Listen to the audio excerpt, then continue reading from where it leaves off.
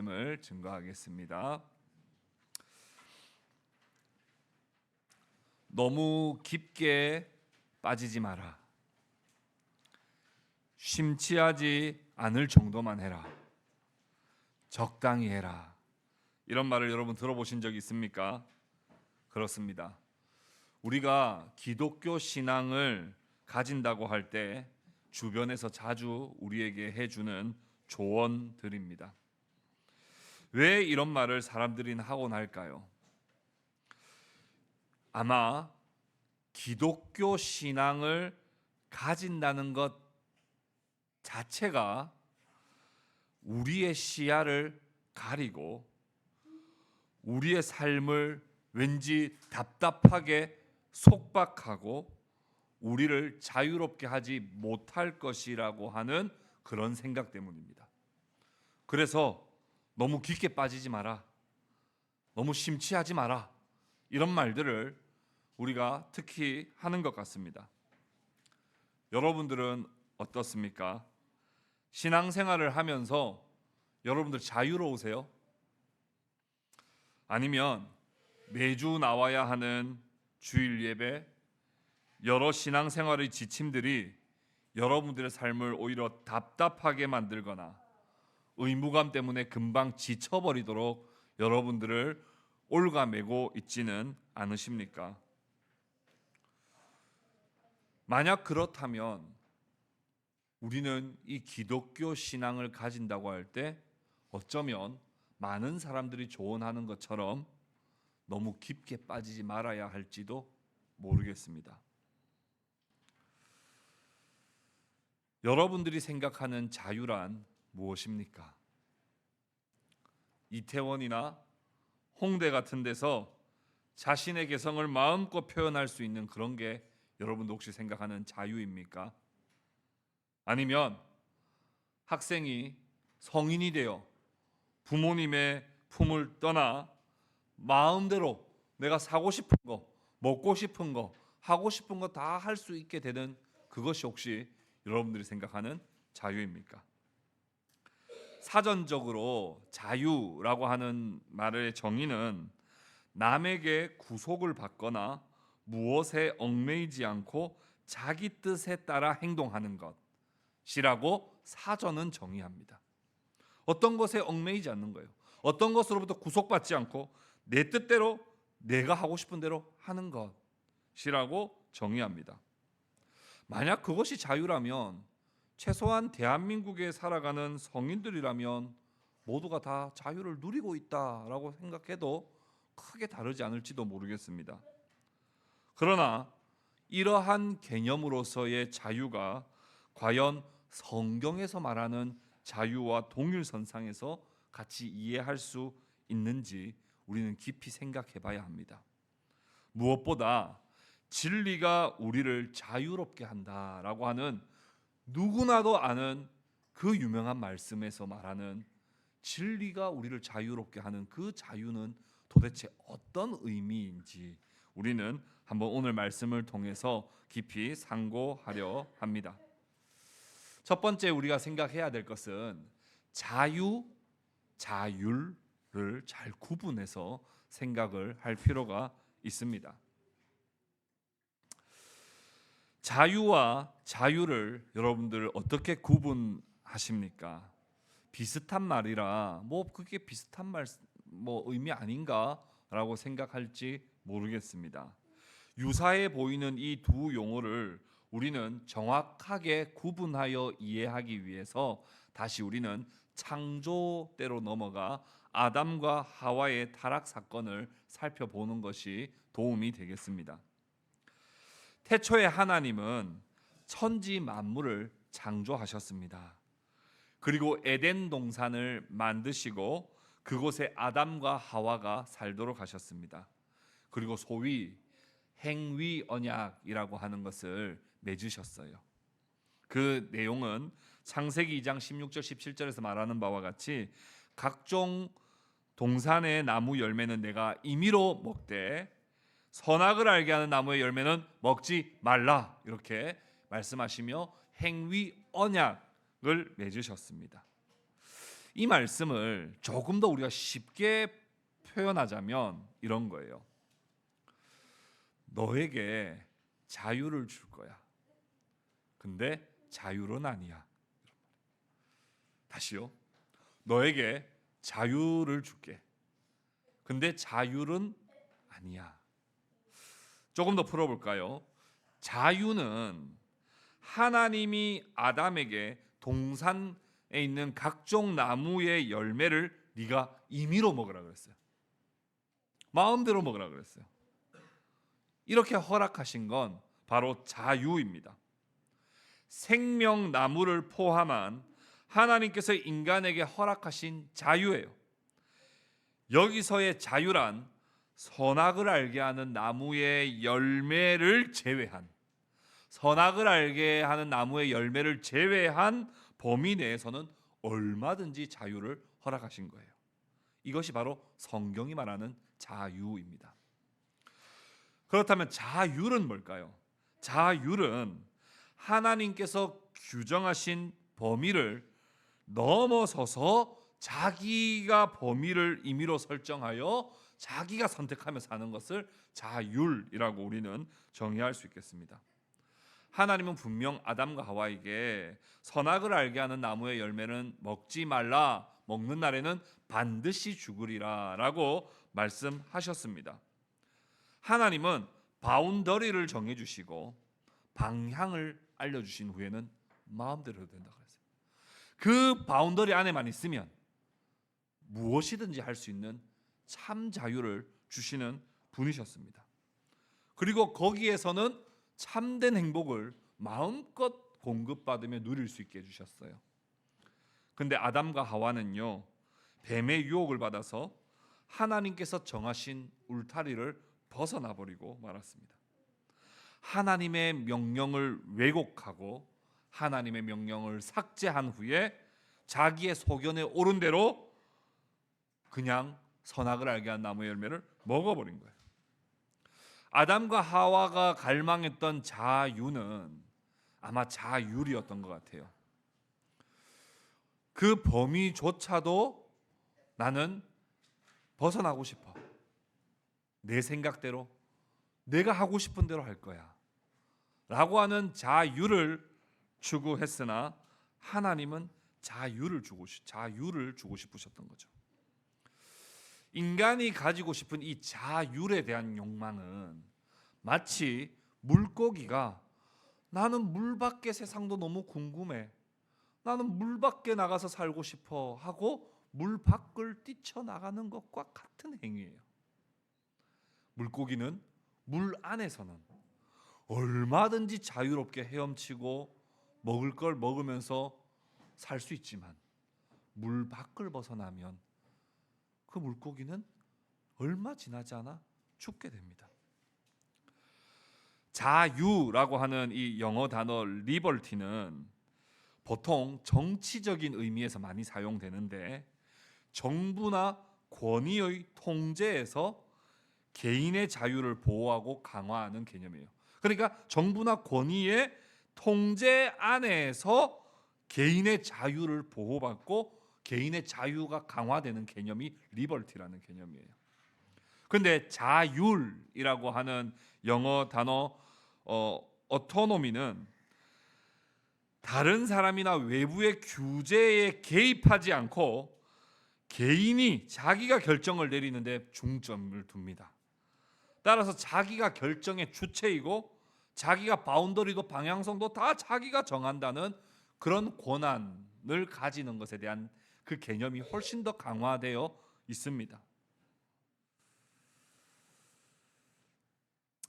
이런 그 자율이라고 하는 개념으로서 아담과 하와가 범죄한 이후에도 인간은 제멋대로 살지는 않았습니다. 어떤 나라, 꼭 여호와 하나님을 믿는, 예수님을 믿는 사람들이 아니라 할지라도 인간들은 누구나 신과 깊은 관계성 속에 살았어요. 그래서 누구나 다 종교가 있었고 그게 이슬람이든 힌두든 토속 종교든 어떤 형태로든 인간을 이해할 때 신과 떼어서 설명할 수 없었습니다. 그런데 그게 17세기 중세 시대까지였습니다. 18세기가 되면서부터 사회의 계몽주의 운동이 일어나고, 이 계몽주의 운동의 핵심은 뭐예요? 이성을 중시하는 거거든요. 이성을 중시하다 보니 눈에 보이지 않는, 과학으로 설명되지 않는 하나님을 배제하고 분리하는 운동들이 18세기 근대에서부터 시작이 된 거예요. 그때부터 인간은 정말 하나님과 독립적인 존재, 정말 하나님과는 이제 상관없는 존재, 하나님과 이제 완전히 자율적인 존재로서 근대 시대가 그렇게 발달되게 되었고, 오늘날 현대에 이르러서 우리가 우리 인간을 이해하는 것이 그 근대에서부터 시작된 그 하나님과 분리됨, 우리가 각자가 결정권을 가지고 있는 개체로서의 인간이라고 하는 것이 오늘날 현대에 더 강화된 것입니다. 그러다 보니까 오늘날 인간은 자유라고 하는 명목 아래에서 전부 다 자기 마음대로 선택해요. 그래서 하나님이 허락하신 성별도 내가 마음에 안 들면 내가 그 성별을 바꾸어도 된다라고 하는 트랜스젠더의 문화가 훨씬 더 오늘날 강화되고 있죠. 아니, 내가 왜 처음부터 하나님 나를 남자로 태어나게 해서 난 여자가 좋은데, 난 여자가 될 거야 하고 그냥 수술해버리는 거예요. 아니, 왜 남자와 여자와 남자가 왜 사랑해야 돼? 아니, 남자와 남자가 사랑하면 안 돼? 아니, 내가 누굴 사랑할지 내가 결정할게. 왜 하나님이 남자와 여자만 사랑해야 된다고 정하셨어? 그건 말이 맞지 않아 하고 동성애를 내가 그냥 선택해 버리게 되는 거예요. 오늘날 현대 문화가 그렇게 계속해서 진행되고 있는 겁니다. 아니, 내가 원하지도 않는 생명을 왜 신이 내게 내렸어? 난 원하지 않아. 여성의 자기 결정권을 주장하며 낙태도 그냥 서슴지 않게 행할 수 있는 시대가 되고 있습니다. 뿐만 아니라 오늘날 일어나는 수많은 사회적 현상들은 이제는 하나님의 질서라고 하는 것도 생각하지 않을 뿐만 아니라 사회적 통념으로서부터도 자기는 분리돼요. 핵 개인화가 돼요. 이제는 내가 이렇게 하겠다는데 누가 뭐라 그래? 내가 이렇게 살겠다는데 누가 참견이야? 하며 점점 더 개인주의, 이기주의가 점점 더 이 세상은 팽배해져 가고 있다는 거예요. 여러분들이 생각하는 자유도 이런 것입니까? 여러분도 원하는 자유가 이런 자유입니까? 성경에서 말하는 자유를 한번 좀 생각해 봅시다. 내 말, 제자, 진리, 자유라고 하는 이 중요한 네 개념이 오늘 본문 안에 그대로 다 들어가 있습니다. 요한복음 11월 이후로 강해 설교하지 않다가 오늘 다시 이제 강해 설교하는데요. 이 말씀의 배경을 잠시 한번 설명해 드리고 여러분 바로 기억나실 거예요. 서기관과 바리새인들이 음행 현장에서 붙들린 여인을 끌고 와가지고는 돌로 쳐 죽이는 것이 마땅하다고 그렇게 예수님께 거세게 밀어붙였습니다. 그러나 예수님께서는 오히려 그 여인을 용서하시고 죄 없는 자가 돌로 치라 땅에 적으시고 말씀하시며 오히려 그 여인을 용서하시고 다시는 죄를 범하지 말라고 말해 주셨습니다. 율법에 의하면 돌에 맞아 죽어야 할 여인이 명백합니다. 그러나 예수님은 율법 앞에서 돌에 맞아 죽는 것이 마땅한 그 여인을 향하여 용서하시고 다시는 죄를 범하지 말라고 말씀해 주심으로 그에게 자유를 주셨어요. 이게 성경이 말하는 자유예요. 주님 안에서 너가 주님이 원하시는 방식 안에서 너가 자유롭게 살아가는 것, 이게 바로 주께서 베푸시고자 했던 자유라는 거예요. 오늘 본문을 한번 살펴봅시다. 오늘 본문 31절 말씀 우리 같이 한번 읽어볼까요? 31절 같이 읽읍시다. 시작. 그러므로 예수께서 자기를 믿은 유대인들에게 이르시되 너희가 내 말에 거하면 참으로 내 제자가 되고. 예수님께 나아온 사람들이 있었습니다. 그런데 그 사람들에 대해서 어떻게 지금 수식어가 붙어 있습니까? 믿은 유대인들이라 그래요. 예수님을 믿는다고 자청하며 나온 사람들에게 예수님이 하시는 말씀이 뭐냐 하면 너희가 내 말에 거하면 참으로 내 제자가 된다 그랬어요. 그 말은 무슨 말이에요? 아직까지는, 지금은 너희들이 믿는다고 와 있지만 내 제자가 맞다는 말이에요? 아니다라는 말이에요? 아니라는 말이에요. 내 말이 너희 안에 참으로 거해야지. 내 말이 너희 안에 거하고 너희가 내 안에 거해야 너희가 참으로 내 제자라고 그렇게 말하는 거예요. 그 사람들이 이렇게 말하지 않겠습니까?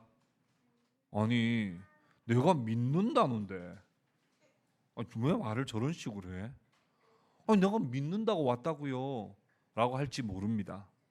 근데 예수님은 그 사람의 마음을 정확하게 꿰뚫어 보시죠. 실제로 오늘 본문에 읽지 않았습니다만 59절로 넘어가서 한번 읽어볼까요? 59절에 가서 딱 읽어보면 뭐라고 기록되어 있습니까? 59절입니다. 같이 읽읍시다. 그들이 돌을 들어 치려 하거늘 예수께서 숨어 성전에서 나가시니라. 이들이요 모였는데 나중에는 어떻게 하더라고요? 예수님이 계속 뭐라고 말씀하시니까 듣기 싫어가지고 돌을 들어서 치려고 한다. 예수님은 그 마음을 꿰뚫어 보세요. 저는 우리 동행교회 성도들이 다 예수님을 믿는 마음으로 이곳에 와 있다고 하는 것을 저는 확신합니다. 저는 여러분들이 정말 예수님의 제자인지 정말 예수님을 믿는지 저는 꿰뚫어 볼 능력이 없습니다. 그러나 오늘 여러분들의 예배를 받고 계시는, 그리고 목사를 통해 여러분들에게 말씀하고 계시는 예수님은 여러분들의 마음을 정말 꿰뚫어 보고 계세요. 마치 예수님께서 가룟 유다가 예수님을 팔 것을 알고 계셨던 것처럼, 마치 예수께서 베드로가 자기를 3번 부인할 것이라고 하는 것을 알고 계셨던 것처럼 우리의 마음을 정확하게 알고 계세요. 그렇다면 예수님이 뭐라고 말씀하셨는지 우리 다시 한번 집중해 보면서 어떻게 하는 것이 진짜 제자인가, 어떻게 하는 게 진짜 참 성도인가 하는 것을 예수님이 뭐라고 말씀하셨는지 한번 다시 봅시다. 이렇게 말씀했죠. 너희가 내 말에 거하면 참으로 내 제자가 된다 그랬어요. 너희가 내 말에 거하면 참으로 내 제자가 된다. 여러분 성경은요 믿음, 구원, 진리, 복음, 제자, 생명 이런 것과 긴밀하게 연관되어 있는, 그쪽으로 가려면 반드시 통과해야 하는 그 통로를 바로 내 말, 하나님의 말씀이라고 말씀하고 있습니다. 내가 예수님의 제자라고 말하면서 주님의 말씀이 내게 없다면 내가 진짜 예수님의 제자인가 진지하게 우리 자신을 돌아봐야 돼요. 하나님의 말씀에 거한다 그랬어요. 거주한다는 거예요. 드웰, 거기에서 산다는 거예요. 하나님의 말씀에 산다는 건 뭐예요? 하나님의 말씀을 날마다 읽고 배우고 그 말씀을 따르고 그 말씀에 순종한다는 거예요. 여러분 예수님의 제자입니까? 우리가 주일날 교회는 와요. 세례는 받았어요. 직분도 받았어요. 그러나 우리가 예수님의 제자입니까? 내가 하나님의 말씀을 날마다 읽고 배우고 따르고 순종하는 것이 내 삶에 배어 있어야 돼요. 오늘 내게 주신 말씀을 붙들고 버스를 타야 되고, 오늘도 내가 내 직장 상사와의 관계 속에서 말씀에 순종하는 순종의 연습이 있어야 돼. 그거 없이 그냥 일주일에 한 번 와서 설교 들은 것으로 내가 예수님의 제자라고 생각한다면 목사는 속일 수 있어도 예수님은 속일 수 없다는 거예요. 오늘날 우리는 예수 제자 공동체로 모였지만 우리가 말씀에 거하고 있는지를 다시 한번 냉정하게 우리 자신을 돌아봐야 합니다. 교회 봉사도 열심히 하고 여러 모임에 참여하는 거 좋아요, 해야 돼요. 그러나 우리가 말씀 안에 거하지 않는다면, 우리는 언제든지 주님을 향하여 돌을 들고 돌을 던질 수 있는, 그저 좋을 때 모였다가 싫어지면 흩어지는 공연장에 모인 팬들에 불과하다는 사실을 우리는 다시 한번 생각해야 합니다. 말씀 안에 거하는 삶은 어떤 삶이에요? 말씀의 바운더리 안에서 사는 삶이죠. 그러니까 말씀 안에 거한다는 것 자체가 뭐예요? 제자라는 뜻이고, 제자라는 뜻이 뭐예요? 자유롭게 되었다는 뜻이에요. 내 마음대로 바운더리도 없이 방향성도 없이 살아가는 삶이 아니라 나는 방향성과 바운더리 안에서 자유롭게 순종하며 살아가는 존재다라고 하는 것이 바로 제자의 가장 큰 특징이라는 거. 그래서 내 말이 내 안에 거하면 너희가 내 제자가 된다는 말이 그런 말이에요. 그리고 연결되죠. 32절, 진리를 알지니 진리가 너희를 자유롭게 하리라. 그래서 하나님의 말씀 안에 거하면, 그 바운더리 안에 살고 그 바운더리 안에서 순종하며 살면 그 사람을 우리는 뭐라고 한다고요? 제자라 한다고요. 그 제자는요, 진리를 알게 돼요. 진리를 향한 눈이 떠지게 됩니다. 그렇게 한번 살면요, 어떻게 되냐면요, 이 세상을 바라보는 눈빛과 시선이 완전히 달라집니다. 그동안에 볼 수 없었던 것들이 보여요. 그동안에 보였던 건 가려집니다. 거짓과 참을 구분할 수 있게 되고요, 신기루와 실체를 분별할 수 있게 돼요. 아, 저기는 가봐야 아무것도 없는 것이구나라고 하는 게 깨닫게 되고, 그래서 거기서 돌아서서 실체를 향해서 달려가게 되는 것이, 이게 진리를 아는 거예요. 간절히 바라기는 우리 동행교회 성도들이 진리를 아는 은혜가 있기를 주님의 이름으로 축복합니다. 여러분, 진리를 알아야 돼요. 진리를 모르면 이 세상에 기독교 신앙을 가지고 살아간다는 것 자체가 늘 허무할 수밖에 없어요.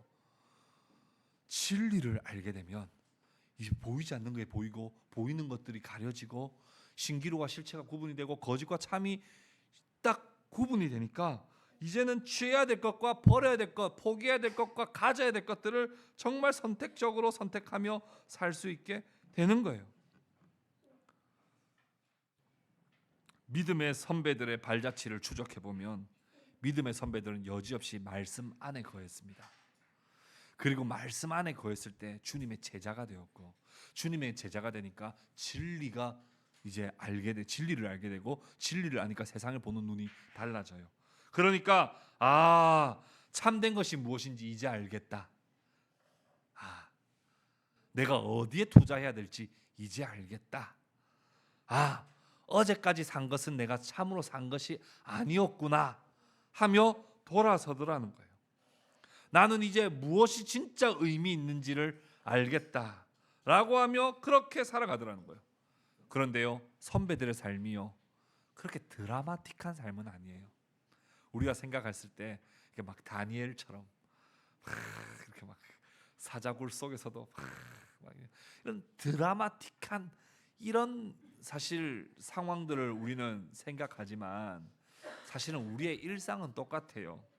우리의 일상은 똑같은데 우리의 안목이 달라진 거죠. 우리의 안목이 달라진 거죠. 전에 한번 말씀드렸습니다마는 주화가요, 명절에만 가면 고모가 이런 테스트를 해요. 고모가 용돈 줄게. 5만 원, 만 원, 5천 원, 1,000원, 100원, 10원. 주아가 가지고 싶은 거 하나 골라. 이렇게 하면 자기가 좋아하는 100원을 다 골라가는 거예요. 야, 이번에 명절 딱 갔는데 고모가 2개 골라 그랬어요. 와, 막 이러더니 5만 원짜리 이제 5만 원 좀 가르쳐 줬거든요. 5만 원짜리 받고 그러니까 고모가 막 땀이 비질비질. 그 다음에 설마 10,000원 고르는 거 아니겠지 이랬는데 아직까지 자기 가치관이 종이 하나 금속 하나가 필요한지 5만 10원을 딱 골라서 고모한테 처음에 한 번은 진땀 나게 만들고 두 번째는 고모에게 위안을 주는 10,000원보단 10원이 낫잖아요. 그래서 5만 10원 딱 골라서 용돈 딱 받아 온 거 아니겠어요. 여러분, 가치를 알게 되면요 선택하는 게 달라지죠. 근데 가치를 모르면요 계속 그때 느낀 필링대로 해요. 여러분, 그런 미련한 삶보다는 정말 진리 안에서 자유롭게 살 수 있는 그런 진리의 삶 살 수 있기를 바랍니다. 바울은 빌립보서 3장 8절에서 이렇게 말했어요. 모든 것을 내가 해로 여긴다 그랬어요. 다 이제 해롭게 보인다는 거예요. 예전에는 그게 다 좋은 것으로 보였어요. 그런데 지금은 다 해로 여김은 내 주 그리스도 예수를 아는 지식이 가장 고상하다. 그게 가장 값진 것을 이제 알게 됐다는 거예요. 이제 알게 된 거예요. 이제 진리를 알니까 그게 보이는 거예요. 그래서 그동안에 집착하고 나를 목매고 나를 괴롭게 만들었던, 나를 스트레스 받게 만들었던 것에서부터 자유하고 이제는 진짜를 향해서 살아갈 수 있는 그런 참된 자유의 삶을 살게 됐다고 바울도 그렇게 고백하는 거예요. 그렇게 자신을 얽매고 있던 것에서부터 벗어나게 되면요 얼마나 개운한지 몰라요. 얼마나 개운한지 몰라요. 자녀를 꼭 전교 1등 시켜야 된다고 생각하는 부모가 얼마나 괴롭습니까? 근데 진리를 딱 깨달았어요. 전교 1등 해야 된다는 말이 성경에 한 글자도 나와 있는 게 없고, 전교 1등을 해라는 취지의 말씀도 없고, 비슷한 말씀도 없어요. 전교 1등을 안 해도 되네 라고 자유했다 했을 때 그 삶이 진짜 자유로운 삶 아니겠어요? 근데 엄마는 어떻게 가르치겠어요? 너 전교 1등 해야지 진짜 자유롭게 살 수 있어. 너 전교 1등 못하면 너 정말 너 힘들게 산다. 고생하면 산다. 너 전교 1등 해야 돼. 전교 1등 해야지 너 진짜 자유롭게 살 수 있어. 이렇게 가르치죠. 그런 삶에서 우리 벗어나 주님 안에서 자유할 수 있는 삶을 사는 게 얼마나 소중하냐는 거예요. 그렇다면 여러분, 자유를 경험하는 삶의 실제를 좀 한번 더 생각해 봅시다. 우리 어떻게 사는 게 진짜 자유를 경험하는 삶일까요? 여러분, 아직도 혹시 자유 이러면 우리 안에 깊이 몸에 빼어 있는 이 자유적인 생각, 혹시 여러분 자유 이러면 다 뭐가 생각나세요? 아직도 막 몰디브 같은 데 가가지고 모히또 한 잔 마시면서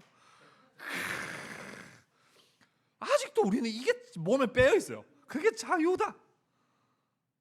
아무에게도 간섭받지 않고 내 마음대로 내 감정이 가는데 내 느낌이 취하는 대로 그냥 살아가는 거, 이걸 자유라고 우리는 아직도 생각해요. 그런데 여러분, 그렇게 한번 해보세요. 진짜. 근데 저는 이왕이면 한번 해보시기를 권면드려요. 제 말에도 안 믿은 사람들은 지금 당장 몰디브행 비행기 티켓 한번 끊어보십시오. 그럼 딱 갔다 오잖아요. 더 지옥이야. 몰디브 한 2주 갔다 이제 한국에 돌아와서 내 일상으로 돌아오면 더 지옥이 더 지옥. 이전엔 나를 이렇게 묶었는데 지금은 완전히 조여매서 나를 더 숨막히게 만들어버려요. 그러니까 잠시 잠깐 있는 행복감을 위해서 여러분 목매지 말고 영원한 행복이 뭔지를 진짜 한번 고민해 보십시오. 영원한 자유가 뭔지를 정말 다시 한번 생각해 보십시오. 여러분, 자유를 경험하는 삶은 어떤 삶이냐면요, 자기 중심에서부터 벗어나서 그리스도 중심이 되는 삶이에요. 중심 이동이 이루어지는 거죠. 우리가 주님 말씀 안에 거하고 주님의 진리를 알게 되면요, 중심 이동이 일어나는데 나는 주변부로 밀려나게 되고 내 안에 중심에 그리스도가 자리 잡게 됩니다. 그렇게 살면 자유를 경험하게 돼요. 왜요? 예수님이 기뻐하실 게 뭘까? 예수님이 원하시는 게 뭘까를 생각하면서 사는 삶은요, 내가 뭐 공부 좀 못해도, 내가 조금 어려워도 괜찮아요. 예수님이 핵심이 되니까요. 선교단체 중에 이 조이 선교회라는 선교단체가 있습니다. 우리 해수자매가 그 선교단체에서 훈련받고 있는데요. 지난번에 우리 우리 남기 엽기 할 때 오셨던 그 간사님이 조이 선교회 간사님이신데, 이 조이라고 하는 이 말이 JOY잖아요. 이 조이 선교회의 이 이념이, 정신이 이거래요. 조이의 J가 Jesus first, 그다음 O가 others second, 그다음에 you third. 예수님이 제일 먼저, 그다음에 이웃, 그다음에 나라는 거예요. 중심 이동이 일어나는 거죠. 예수를 믿은 사람들은 중심 이동이 일어나요. 나만을 위하고, 나만의 유익을 위하고, 나만의 안정과 나만의 만족을 위해서 살던 사람이 예수를 믿고 말씀 안에 거하고 제자가 되고 진리를 알면 자유를 얻게 되는데, 그게 어떻게 되는 거냐? 예수님이 기뻐하실 게 뭔지, 내 이웃이, 내 친구가, 내 동료가 좋아할 게 뭘지, 유익한 게 뭘지 생각하고 나는 제일 마지막이 되는 삶이에요. 저는 이 정신에 동의합니다. 우리가 어떤 삶을 사느냐, 어떤 직업을 가지느냐, 얼마나 가졌느냐는 우리의 인생에 전혀 중요하지 않아요. 우리가 무엇을 한다 할 때 왜 하느냐, 누구를 위해 하느냐가 중요한 거죠. 거기에서 중심 이동이 이루어지면 우리의 삶에 지금까지 우리를 쬐어매고 우리를 괴롭게 만들었던 그 속박에서부터 진정으로 풀려나 우리를 정말 자유롭게 하는 거예요. 여러분 삶 가운데 중심 이동이 일어날 수 있기를 주님의 이름으로 축복합니다. 또한 자유를 경험하는 삶은요, 케이오스를 바라는 것이 아니라 판정성을 추구하는 삶이에요. 당장 이 땅의 인생만 생각하는 삶이 아니라 영생을 생각하는 삶이란 뜻이죠. 우리가 이 땅에 사는 동안 사람들은 다 크게 한 방 한번 해보고 싶어요. 대박, 소위 한번 대박 한번 났으면 좋겠는 마음이 있어요. 큰 건 하나 하고 난 다음 요즘 사람들 다 어떤 생각하고 있어요? 큰 건 한번 하고 난 다음부터 일 안 하고 살아도 되는 삶을 다 추구하죠. 다 이 땅에서 한 방, 인생 사는 거 한 방 한번 제대로, 뭐 다 이런 생각을 다 가지고 산단 말입니다. 근데요, 여러분 인생이 그렇게 되나요? 인생은 복싱으로 치면 1, 2, 3라운드 안에 끝낼 수 있는 그런 인생이 아니에요. 애초부터 게임이요, KO승으로 이길 수 있는 게임이 아니라고요. 이 인생이라는 인생은요. 그럼 이 인생은 어떤 거예요? 마지막에 주님이 내 손을 위너 하고 들어주시는 판정승의 인생이거든요. 그게 영생을 바라보는 삶이에요. 그래서 지금 조금 힘들어도요, 버티는 거예요. 9라운드까지. 그렇게 버티면서 할 수 있는 한 한 번씩 잽 날리고, 할 수 있는 한 카운터 펀치 날리고, 할 수 있는 한 방어도 하다가 스텝 밟다가 또 할 수 있는 한 때리고, 지금 호흡이 너무 가쁘면 좀 가도 올리고 좀 쉬다가 또 할 수, 이렇게 성실하게 그 바운더리 안에서 최선을 다하면 마지막에 위너라고 판정승 해주신다고요, 우리 주님이. 그걸 아는 사람은 지금 당장에 있는 어려움 때문에 죽겠다 하지 않습니다. 왜요? 어차피 우리의 인생이 케이오승을 생각하는 싸움이 아니라 판정승을 추구하는 싸움이기 때문에 그래요. 그래서 그런 사람들 멀리 보고 살아요. 당장 눈앞에 있는 일들 때문에 일희일비하지 않고 멀리 보고 사는 거예요. 멀리 보고. 마지막으로 또한 자유를 경험하는 삶은 어떤 삶이냐 하면 율법이 아니라 믿음과 사랑을 추구하는 삶이에요. 율법이라고 하는 건 여러분 우리에게 필요합니다. 율법은 우리로 하여금 죄가 뭔지를 알게 해줘요. 그래서 율법이 있어야 돼요. 율법 없으면 우린 죄가 뭔지도 몰라요. 그 율법이 있어야 우린 죄가 뭔지를 알아요. 또 율법이 있어야 우리는 어떤 방향으로 살아가야 되는지를 알게 되고, 율법이 있어야 우리가 얼마나 연약한지를 알게 돼요. 그래서 율법은 우리에게 너무나 중요하고 필수적이며 우리에게 하나님께서 특별히 주신 거예요. 근데 그 율법에 얽매여 살면 기독교 신앙생활이 즐겁지 않습니다. 주일날 가야 돼서 오는 사람들 절대로 신앙생활 즐거울 리가 없습니다. 성경을 읽어야 돼서 읽는 사람들 신앙생활 그만하고 싶습니다. 해야 해서 하는 거는 그건 신앙생활이라 하더라도 우리를 또 얽매이게 만들어요. 그럼 어떻게 해야 돼요? 하나님을 사랑하라 그랬어요. 하나님을 사랑해요. 하나님을 사랑하면 교회 오고 싶어요. 하나님을 사랑하면 성경이 펴져요. 하나님을 사랑하고 하나님의 말씀의 능력을 받으면 말씀을 암송하고 싶어져요. 근데 여러분, 해야 해서 하는 율법적인 신앙생활은 우리를 계속 괴롭게 만들어요. 만약 그런 것이 신앙생활이라면 여러분 깊게 빠지지 마십시오. 그게 만약 진짜 주님이 요구하시는 신앙생활이라면 여러분 심취되지 마십시오. 적당히 발만 걸치십시오. 그러나 주님의 말씀이 정말 우리에게 능력이 되고 힘이 됨을 여러분들이 깨닫기를 원하고 알기를 원한다면 정말 주님을 사랑함으로 여러분들 신앙생활을 하시기를 바랍니다. 그렇게 되면 말씀을 묵상함이 즐겁고, 말씀을 따름이 즐겁고, 말씀을 순종함이 즐겁고, 말씀 안에 있다는 것이 내게 얼마나 큰 평안과 기쁨을 주는지 몰라요. 그런데 말씀 밖에 살면서 율법적으로 해야 해서 하는 신앙생활은 정말 괴롭고 고통스럽습니다. 말씀을 맺겠습니다. 진리를 알지니 진리가 너희를 자유롭게 하리라 말씀하셨습니다. 여러분, 자유에 대해서 다시 한번 깊이 생각하시고 정리하시기 바라요. 우리 모두가 갈망하는 그 자유가 정말 어디에서부터 시작된 자유며 어떻게 누릴 수 있는 자유인지를 여러분 오늘 말씀을 다시 한번 깊이 생각하면서 여러분들 삶에 정리하시기 바랍니다. 이 말씀을 그냥 흘려버리지 마십시오. 그냥 버리지 마십시오.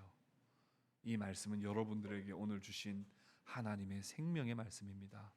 이 말씀을 여러분들 마음에 새기고 우리 동행교회 성도들 모두가 진리 안에서 참 자유를 누리고 우리를 자유하게 하시는 하나님께 영광 올려드리는 그런 복된 성도들 다 되실 수 있기를 성부와 성자와 성령의 이름으로 축복합니다.